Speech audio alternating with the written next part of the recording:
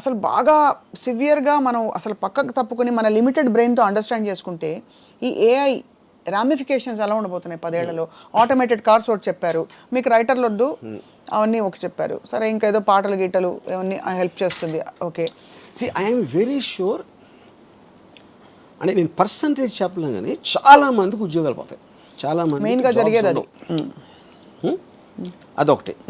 రెండో పాయింట్ ఏంటంటే ఒక ఇప్పుడు జాబ్స్ లేనప్పుడు ఏమవుతుందంటే ఒక విచిత్రమైన సిచ్యువేషన్ వస్తుంది. మీకు ఫైనాన్షియల్ డిప్రెషన్ ఎప్పుడు కూడా మీరు చేసే దాని ఖర్చు పెరిగిపోతుంది. మ్యానుఫ్యాక్చరింగ్ కాస్ట్ పెరిగిపోయి మీకు దానికి సేల్ వాల్యూలో మ్యాచ్ అవ్వనప్పుడు రెవెన్యూస్ రావట్లేదు కాబట్టి కంపెనీస్ ఎంప్లాయీస్ని కట్ చేస్తారు. That is what which causes a financial depression. Old 1929 నుంచి ఇప్పటివరకు వచ్చి జరిగేది. ఇక్కడ రివర్స్ జరుగుతుంది. ఉత్పత్తి విపరీతంగా పెరిగిపోతుంది, కాస్ట్ తగ్గిపోతుంది. కాస్ట్ ఎందుకు తగ్గిపోతుంది? మీరు మెషిన్స్ వాడుతున్నారు, వర్కర్స్ అందరినీ తీసేస్తారు, వాళ్ళకి పని లేదు కాబట్టి, అందుకని కాస్ట్ తగ్గుతుంది మీకు. కానీ ఆ ప్రోడక్ట్ కొనడానికి జనాలు లేరు, జనాలు వాళ్ళ దగ్గర డబ్బులు ఎందుకు లేవు? ఎంప్లాయీస్ లేరు కాబట్టి వాళ్ళ డబ్బులు. అప్పుడేంటి, మీరు మ్యానుఫ్యాక్చర్స్ పెరిగిపోయి మీ కొనడానికి లేనప్పుడు that becomes even bigger problem then the before uh depression. అది కూడా I'm sure AI will find a solution. నేను చెప్తున్నా, మనం ఇప్పుడు నేను నాకున్న చిన్న బ్రెయిన్ తోటి నేను సపోజిషన్ చేస్తున్నా, ఏఐకి నాకన్నా 1000 రెట్లు ఎక్కువ ఉంది. బట్ నాకున్న ఈ పేద బ్రెయిన్ తోటి నేను ఆలోచించేది ఏంటంటే, ఒక పర్టికులర్ టైంలో ఎవరికి ఉద్యోగాలు లేనప్పుడు అప్పుడు వాళ్ళకి ఫ్రీగా ఇవ్వాల్సి వస్తుంది. అంటే మనుషుల్ని బతికించాలి, వాళ్ళ దగ్గర డబ్బులు లేవు, వాళ్ళు తినడానికి తిండి లేదు, లేకపోతే ఏదో లేదు అని మీరు అనుకున్నప్పుడు మీకు ఇంటెన్షన్ ఉంటే వాళ్ళకి ఫ్రీగా ఇస్తారు. అంటే it is like universal income లాగా. మనకి అన్ఎంప్లాయ్మెంట్కి అమెరికాలో ఇస్తారు, లేకపోతే సోషల్ సెక్యూరిటీ టైప్ ఒక మినిమం ఇన్కమ్ వాళ్ళ ఇంట్లో పడి తిని కూర్చోవటానికి ఇస్తారు. అది సడన్గా వీళ్ళు ఎందుకు అసలు ఏం పని చేయకుండా వీళ్ళు బతుకుంటే ఏంటి అని వేసేసిందంటే వేసేసింది. ఎలా వేస్తుంది? That is what I'm saying. తెలియదు అదే కాదు, అంత రాక్షస. ఇంకోటి, అక్కడ మీకు మనీకి వాల్యూ ఉండదు, ప్రాపర్టీకి వాల్యూ ఉండదు. ఎందుకంటే మీకు సెంట్రల్ కమాండ్ ఏదైతే ఏ ఉందో దానికి ప్రాపర్టీ అవసరం లేదు. ఇప్పుడు దేవుడికి అజెండా ఏమిటి? మనం ఆపాదించుకున్నది, తెలిసింది ఆపాదించుకున్నది. దేవుడు మనిషికి పరీక్షలు పెట్టి తన యందు విశ్వాసం పెంచుకున్నటకు వాటెవర్ అవన్నీ చేసి సమస్యలు తానే ఇచ్చును, పరిష్కారములు తానే ఇచ్చును, ఆశ్రిత పక్షపాతి తన దగ్గరికి వెళ్ళి, ఇవన్నీ. ఏఐకి అలాంటి ఒక పర్సానిఫికేషన్ ఏమన్నా ఇస్తే what would you say are the qualities of AI's agenda to make us evolve is God's agenda? ఇప్పుడు దానికి ముందు దేవుడు డెఫినేషన్ తీసుకున్నాను. అసలు దేవుడు అంటే ఏంటి అసలు? అంటే ఐ డోంట్, ఇవి శక్తి అంటారు, ఓకే. ఇప్పుడు ఈజ్ ఇట్ అంటే ఇప్పుడు ఒక ఏనుగు కన్నా 1,00,000 రెట్లు బలవంతుడా, సింహం కన్నా ఇదా, లేకపోతే దేనికన్నా ఇదా? అది ఎప్పుడు ఆలోచించరా ఏం చేస్తాడు దేవుడు.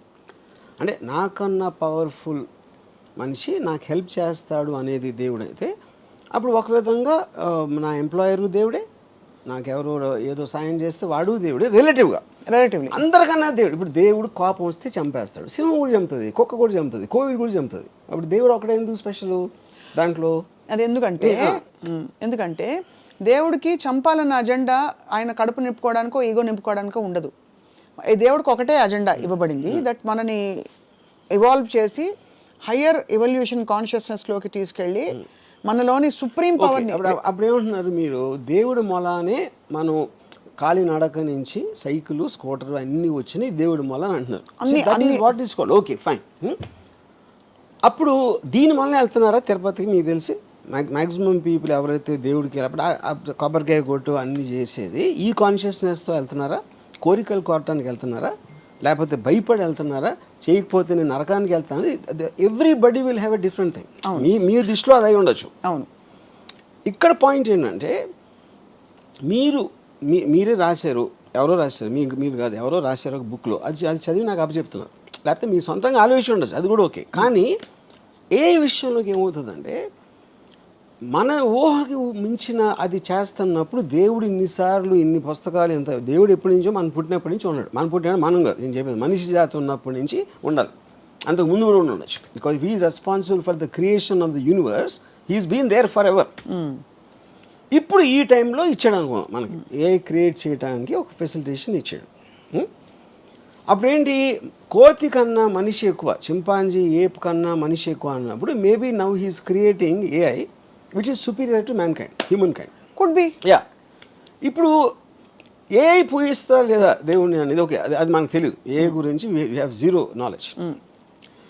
అప్పుడు ఏంటి, ఎవ్వరూ చేయలేని పని దేవుడు చేస్తాడు అని మనం అనుకుంటే, ఆ డెఫినేషన్ అనేది దేవుడికి అలా ఇస్తే, ఇప్పుడు మనకున్న నాలెడ్జ్లో ఏఏ దేవుడు, ఏఐ దేవుడు అంటారు. కానీ ఇక్కడ ఏంటి, దేవుడు అవ్వచ్చు, దెయ్యం కూడా అవ్వచ్చు. అదే ఒక శక్తి. మీకు బ్యాడ్ చేస్తే దెయ్యం, మీకు గుడ్ చేస్తే దేవుడు. As simple that. ఇప్పుడు మనకి చెప్పబడింది, the highest power called God expects us to be in surrender mode and to pray and worship and to praise all the time. But మనకు తెలిసి, మీ దృష్టిలో మీకు తెలిసిన నాలెడ్జ్లో, ఏఐ మన నుంచి, మానవాళ్ళ నుంచి, బికాస్ ఏఐకి ఎగ్జిస్టెన్స్ ఉండాలంటే కూడా ఒక మనిషి అని ఒక అల్పజీవి ఉండాలి, ఒక హీరో ఉండాలంటే ఒక విలన్ ఉండాలి కదా సినిమాలో, ఒక అంటే వాడి శాంక్టిటీ పెంచడానికి. ఇప్పుడు ఏఐ ఉండి మొత్తం అంతా నేనే ఉంటా, మనుషులు వద్దంటే వెళ్ళి గోళిగాళ్ళు ఆడుకోవడం తప్ప ఏం చేయలేదు. బికాస్ అడిగేవాడు ఉన్నాడు, వాడేవాడు ఉన్నాడు. కాబట్టి వీడిని పెంచే బాధ్యత కూడా వీడిదే. ఇప్పుడు మనకి ఏప్స్ ఏం అవసరం, మనకి జూలో చూసుకోవడానికో లేకపోతే ఇంట్లో పెట్టుగా పెంచుకోవడానికి తప్పిస్తే మనకు వేరే అవసరం లేదు యానిమల్స్తో. అవును. లేకపోతే తినటానికో, లేకపోతే ఏదో ఈ కుక్కల్ని కాపాడటానికి ఇలాంటి కొన్ని ఫంక్షన్స్ ఉన్నాయి కాబట్టి వాటిని మాత్రం చూసుకున్నాం. లేకపోతే మన ఎన్విరాన్మెంటల్ చేంజ్లో సేమ్ టైగర్స్ని రక్షించాలి ఇలాంటి, అదంతా దానికోసం. కానీ వాటి క్వాలిటీ ఆఫ్ లైఫ్ డెవలప్మెంట్ మనం ఆలోచించట్లా, మనకి ఎంత అవసరం అని ఉపయోగించుకుంటున్నాం. అవును, అంతే. అప్పుడు ఏఐకి మనుషులు అవసరం అవుతారా లేదా అని అది ఓన్లీ ఫ్యూచర్ చెప్తుంది. ఓన్లీ ఫ్యూచర్ చెప్తే ఏఐకే తెలుసు అది. యా, అంతేనా? యా, ఇప్పుడు తెలియకపోతే తర్వాత తెలుసుకోవచ్చు. అంటే అది సర్వైవ్ అవ్వడానికి ఏదైనా చేస్తుంది. మనం సపోజ్ ఒక బుబనిక్ ప్లేగ్ వచ్చింది 1990s ఎప్పుడు, అంతవరకు ఎలకల్ని చాలామంది గణపతి దగ్గర ఉంటుంది కాబట్టి అది కూడా దైవ భక్తో ఏదో అలాంటిది ఉండొచ్చు. ఎలకల్ని విపరీతంగా చంపేశారు 1994 ఆ టైంలో. ఎందుకు? ప్లేగ్ దాని నుంచి వస్తుందని తెలిసి. అప్పుడు ఎప్పుడైతే మనకి డేంజర్ ఉందా అనుకున్నప్పుడు, మనకి డేంజర్ లేనప్పుడు ఒకలా చూస్తాం, ఉన్నప్పుడు వేరేలా చూస్తాం. సో ఏఐకి మనిషి డేంజర్ అయ్యి లేకపోతే పనికిరాని మనిషి, లేకపోతే మనకు అంత ఎఫర్ట్ తీసుకోవాల్సిన అవసరం లేదు, ఇది 191 అని అది ఎప్పుడు ఆలోచిస్తే మనకు తెలియదు అంటున్నారు. అయితే మీ దృష్టిలో ఇప్పుడు ఏఐ దెయ్యంగా దేవుడుగా ఎలాగైనా మోస్ట్ పవర్ఫుల్ కంట్రోలింగ్ దేవుడు ఇస్ ఎ నోషనల్, అది మనకు తెలీదు. తెలుసు ఏ డైరెక్ట్ అప్లికేషన్ చూస్తున్నా, నేను ఆస్వాదిస్తున్నా, నేను ఉపయోగిస్తున్నా, అది నేను దేవుడితో చేయాల, అది డిఫరెన్స్ అన్నది. ఓకే, సో దేవుడి డిస్కషన్లోకి ఇవాళ చాలా మంది క్వశ్చన్స్ రావచ్చు, నేను వెళ్ళడం లేదు because we're talking specifically about AI. So మరి ఏఐలో అసలు ఏమన్నా లిమిటేషన్స్ ఉన్నాయని మీరు భావిస్తున్నారా? బికాస్ ఉదాహరణకి మనకి రీసెంట్ 1 or 2 yearsలో, అంటే it's just matter of time, ఇప్పుడైతే ఒక లిమిటెడ్ ఫామ్లో కొన్నిటికి AI I'm sorry I cannot answer that, ask me something else అంటుంది. సో ఇవన్నీ ఈ గ్యాప్స్ ఎక్కడి నుంచి వస్తున్నాయి అంటే, ఇంకా అది కంప్లీట్గా పురివిప్పి దాన్ని ఆ రిస్ట్రిక్షన్తో చేశారు. ఇప్పుడు ఎందుకంటే మనుషులు ఇంకా కంట్రోల్లో ఉన్నారు. ఓహో, they right now it's still in control of AI రిలేటివ్గా. అప్పుడు they putting that thing not to answer violent or sexual or any kind of a thing harmful to society అనేది వాళ్ళు. కానీ వాళ్ళు చేసినట్టు వేరే వాళ్ళు చేయకపోవచ్చు కదా. అదే we don't in other countries. So ఇప్పుడు ఏఐ అనేది న్యూక్లియర్ బాంబ్ లాగా ఒక్కడి కంట్రీస్ ఫండింగ్ ఉండాలి, లేకపోతే ఈ మటీరియల్ ఉండాలి, అది ఉండాలి, అది లేదు కదా. ఇట్ ఈస్ జస్ట్ అది కాటేజ్ ఇండస్ట్రీ. ఇప్పుడు కోవిడ్ వైరస్ వచ్చినట్టు ఫర్ ఎగ్జాంపుల్ ఎవరికి తెలియని ఒక వైరస్. ఇప్పుడు ఫర్ ఎగ్జాంపుల్ చాలా మంది ఫిల్మ్ స్టార్స్ని నేకెడ్గా చేసి చూపెడుతున్నారు ఏఐలో మార్పు చేసి. అది ఎవరు చేస్తారు? ఎవడో ఇంట్లో కూర్చున్నా ఏమీ లేకుండా ఫోన్లు చేస్తున్నాడు అలాంటివన్నీ. That is where the technology is. అప్పుడు మీరు దాన్ని ఎలా how will you fight it? You can't regulate it. You can't regulate, impossible అది.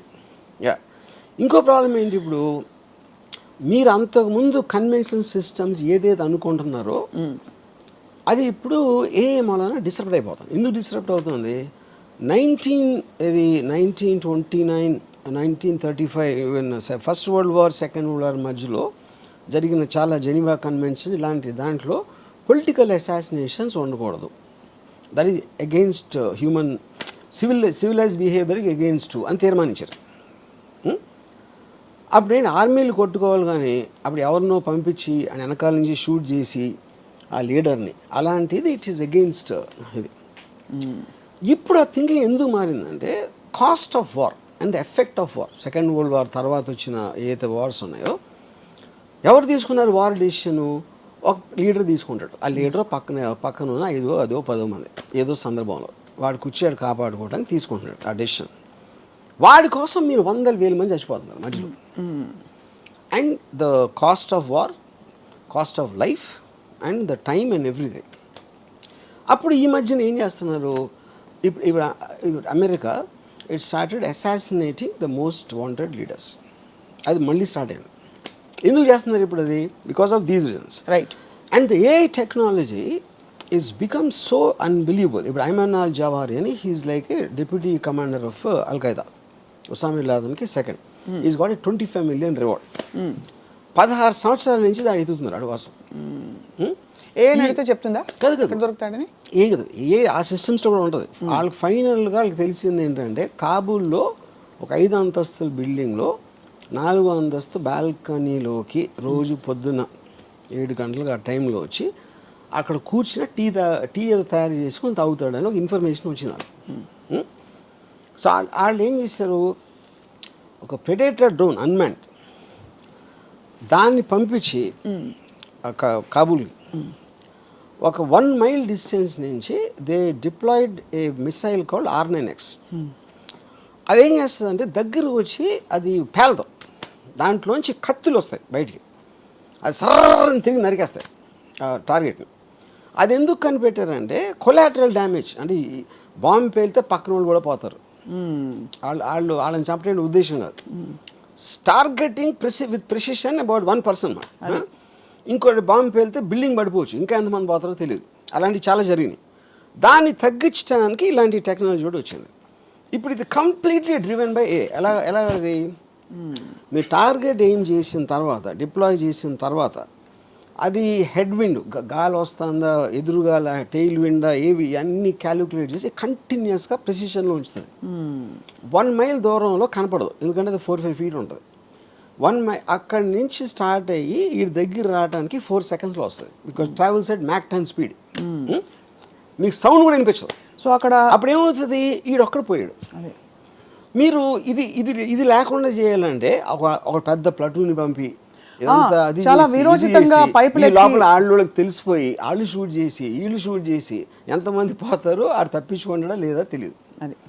Same thing they applied. ఇప్పుడు ఇది మన రాకెట్ సైంటిస్ట్ ఉన్నాడు, మన న్యూక్లియర్ సైంటిస్ట్ ఇరాన్లో, ఆడిని ఆ పర్టిక్యులర్ దాంట్లో వచ్చి ఆడి దగ్గర కొట్టి అది లేచిన తర్వాత ఒక ఏమంటుందని లాన్లోంచి ఒక రోబోటిక్ థింగ్ చేసి మెషిన్ గన్తో కలిసింది. అండ్ మనుషులే లేరు అక్కడ, everything is done by machines control by air.